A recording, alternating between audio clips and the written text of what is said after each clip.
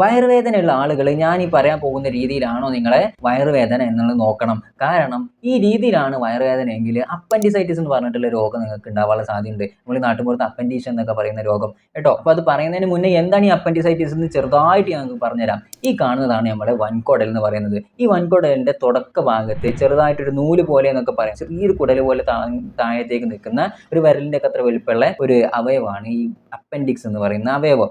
ഇതിന്റെ അകത്തേക്ക് പിടിച്ച മലമൊക്കെ ചെന്നിട്ട് ബ്ലോക്ക് ആയിട്ട് അതിൻ്റെ ഉള്ളിലുള്ള ബാക്ടീരിയ പെറ്റ് പെരുകി അതിന് നീർക്കെട്ട് വരും. നീർക്കെട്ട് വന്നിട്ട് അതിന് ഇൻഫെക്ഷൻ വന്നിട്ട് നീർക്കെട്ട് വരുന്നതാണ്. ആ നീർക്കെട്ട് വരുമ്പോൾ ഈ അപ്പൻഡിക്സ് ഇങ്ങനെ വീങ്ങി ഒരു പരിധി കഴിഞ്ഞാൽ ഇത് പൊട്ടുകയും ചെയ്യും. ഈ പൊട്ടിയാലാണ് ഒരുപാട് പ്രശ്നങ്ങൾ ഉണ്ടാവുക. അത് ഞാൻ അവസാനം പറഞ്ഞുതരാം. അപ്പോൾ ഇതിന്റെ ലക്ഷണങ്ങൾ പറയുമ്പോൾ നമുക്കറിയാം ഇത് വയറിന്റെ അകത്തുള്ള ഒരു ഓർഗനാണ്, ഒരു അവയവമാണ്. അതുകൊണ്ട് തന്നെ വയറുവേദന ഉണ്ടാവും. പക്ഷേ വയറുവേദനയ്ക്ക് പ്രത്യേകതയുണ്ട്. ആ പ്രത്യേകതയാണ് നമ്മൾ മനസ്സിലാക്കി വെക്കേണ്ടത്. ഈ വയറുവേദന തുടങ്ങുന്ന സമയത്ത് ഈ പുക്കിളിൻ്റെ ചുറ്റി പറ്റിയിട്ടുള്ള ഒരു വട്ടം വരച്ച് കഴിഞ്ഞിട്ടുണ്ടെങ്കിൽ അവിടെയൊക്കെ ആയിട്ടായിരിക്കും ഇതിൻ്റെ വേദന ഉണ്ടാവുക.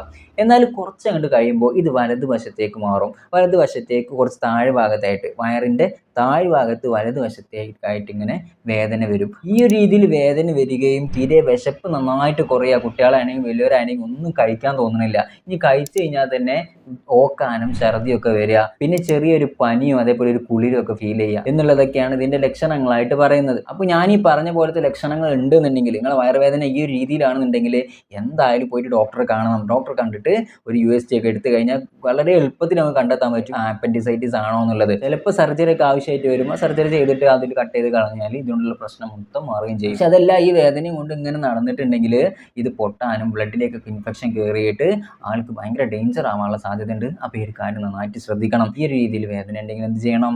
നേരെ ഡോക്ടറെ അടുത്തേക്ക് പോവുക. ഞാൻ doctor Muhammad Shibili, Pookkottu homeopathic and counselling centre, Malappuram.